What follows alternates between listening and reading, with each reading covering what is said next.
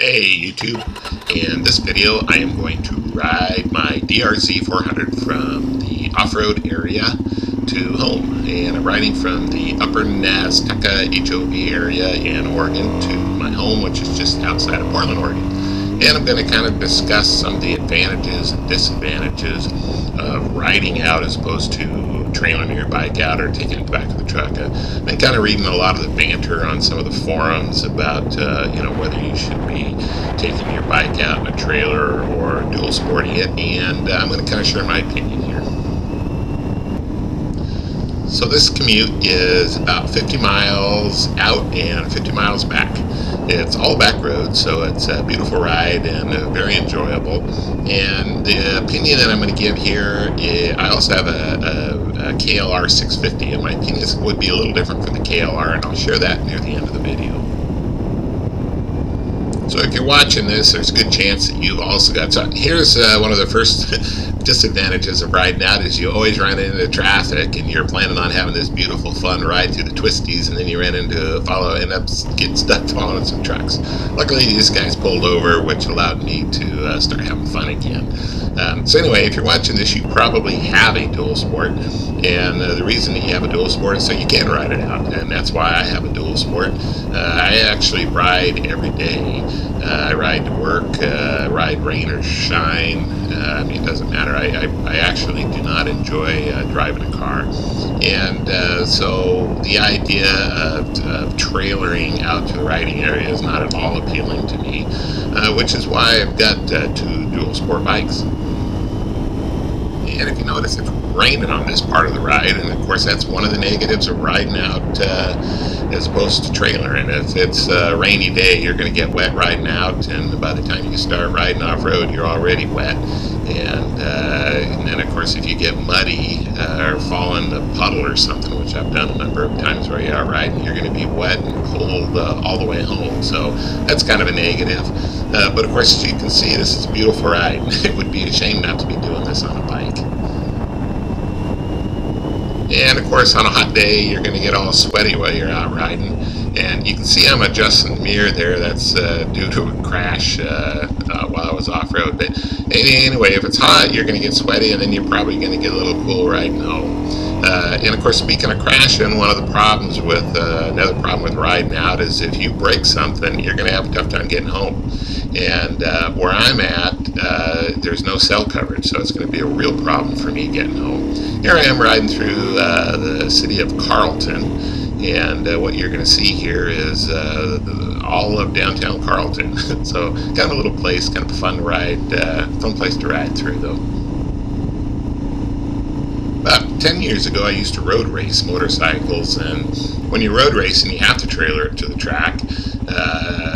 There's just no way that you could race competitively and even think about riding your bike out, because you're just pushing it so hard. Your odds of being able to, your odds of crashing are pretty good. And so if you're really having fun riding off-road, it's probably the same. You're in the same situation. So one of the problems with dual sporting it out is you got to be a little bit more careful while you're up there, because you don't want to, fall and break something on the bike or hurt something on yourself, and then not be able to ride home, or at least have a problem riding home. So that's another problem with dual sporting it out. But strangely, one of the main reasons that I'm considering getting a trailer, which I am, is I'm going through front tires like crazy riding the bike out. When I'm in the twisty sections, I tend to brake pretty hard. Oh, there goes a guy on a bike. Tend to brake pretty hard with the front brake, and my knobbies end up, I think they call it cupping, when they end up shaped like little wedges. And I'm just going through front tires about twice as fast as I'm going through my rear tire. And so I just get tired of, or I'm getting tired of having to deal with having poor traction while I'm off-road, or needing to buy new tires. And so that's kind of motivated me to start thinking at least about getting a trailer. I was also surprised how much I enjoyed driving out with friends who trailer their bikes out. So even though I hate I hate the idea of driving out in the car, I'm leaning awfully heavy in that direction. One of the reasons that I'm a little hesitant is I'm afraid if I start trailering out, I'm going to decide my DRZ is too heavy and I'm going to want a real dirt bike. Of course, everybody who rides know that there's no end to wishing what you want or wishing what you had, and at some point you just got to kind of draw the line and say enough is enough. And of course, as you can see in the video, this is just an amazing ride. And although it takes me an hour to get out and an hour to get back, it doesn't seem like an hour because it's just so much fun. I mean, dual sport, I mean, the whole point of the dual sport is to be able to enjoy doing both. And, you got to consider that, do you want to not be able to do this ride in order to carry more gear with you, or, not be so wet and cold during part of the ride, or, it's all a consideration.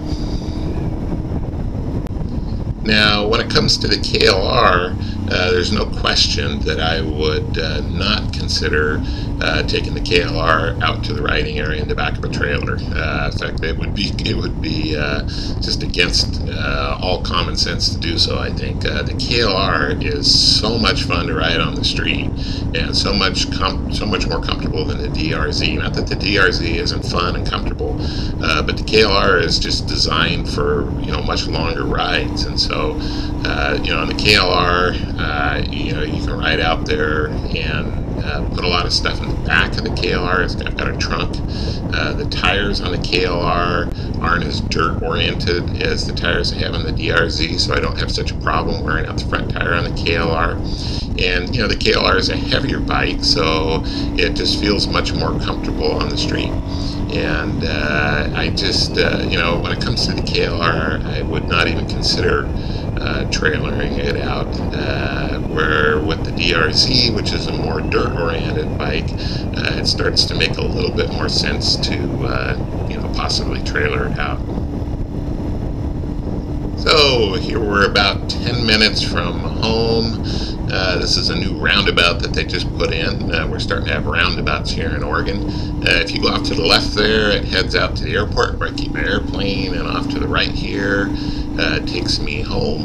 And unfortunately, the GoPro died, or the battery died, and just a little bit, so that's the end of the video. But hopefully, if you're considering whether to trailer or ride out, this video has helped a little bit. And thanks for watching.